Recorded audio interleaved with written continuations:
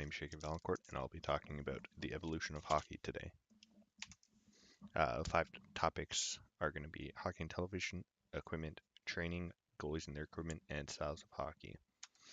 To start off, we're going to be talking about Hockey Night in Canada, which started in 1952, currently hosted by Ron MacLean, and who was briefly replaced by George Stroumboulopoulos in 2014. Obviously, it's one of the most iconic broadcasts in Canada or North America if we're talking about hockey. You'll recognize Don Cherry with his amazing suits. Every year, they're taking new strides in television broadcasts, bring back old classics like the glow pucks, which LA Kings have done, or the new player tracking technology that they tried at the All-Stars, which they would like to implement in the future.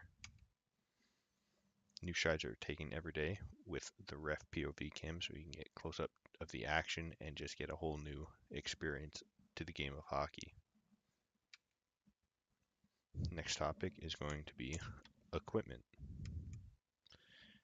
One of the biggest things about hockey is the stick. Therefore, obviously through the years, the stick changes. It becomes more adaptable. The top right picture, we have the very first hockey sticks, which are just big old pieces of wood. Then you look at to the right, more modernized pieces of wood, essentially, which is something people like Gretzky would use. Bottom left is what the modern society uses, the composite one-piece stick, flexible, improved shooting. And on the bottom right is a new piece of technology called the Tovey stick. It has a bunch of holes in the blade to allow for more aerodynamic shots and dekes. The blade is basically like sandpaper, so you don't need tape. Next, we're going to be talking about the safety equipment or parts of it. Obviously, going to look at the shoulder pads first at the top. The one on the right is the old school. It's just a small piece of fabric, and then you look at the one on the left. It looks much more durable, much more safe. Will actually protect you from something. Same with the bottom, the shin pads. The old shin pads just look like you stuck a bunch of fabric on top of each other.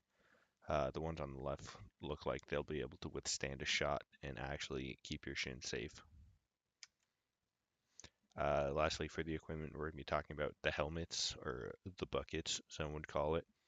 The modern day top left is Sidney Crosby with his CCM helmet. Uh, it's durable. It will protect you as much as it can. Obviously, injuries still happen. Top right is Gretzky with his infamous Jofa bucket. Bottom right is the leather helmet that some opted to wear. And then, obviously, bottom left is no helmet, which was very, very famous throughout the early years of the hockey days. Next, we're going to talk about the goalies. So this is a great example of a picture. It showcases the difference between 1951 goalie and a 2004 goalie, and just how much the equipment has changed. Obviously, mask. They didn't wear masks. Now you wear very expensive masks. Every piece of equipment has basically gone up by an insane amount. And 2004 compared to 2019, I'm sure those prices have increased even more. Next subject will be training. As the years go on, more and more skilled hockey players emerge, and that is the result of obviously more and more specified training.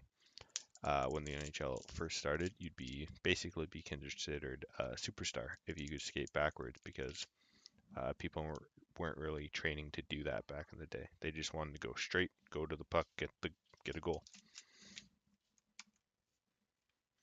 Young players will specialize in new camps. You got goalie camps specific for goalies. You got skating camps, shooting camps, deking camps, stamina camps.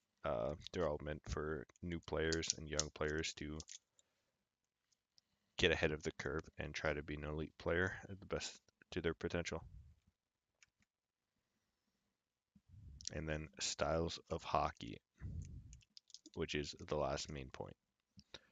As the years go by, back in the day, hockey was obviously a much uh, rougher sport, meaning uh, little equipment, a lot of fighting, a lot of bloody line brawls.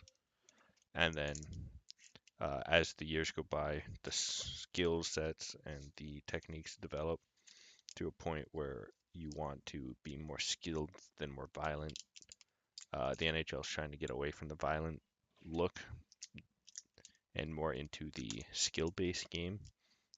That's why you have players like Ovechkin nowadays and not people that are just trying to punch you in the face. They still exist, but uh, you don't really see them that much in the NHL. The fight scene has very much decreased over the past years. And yeah, that's all I have for you today.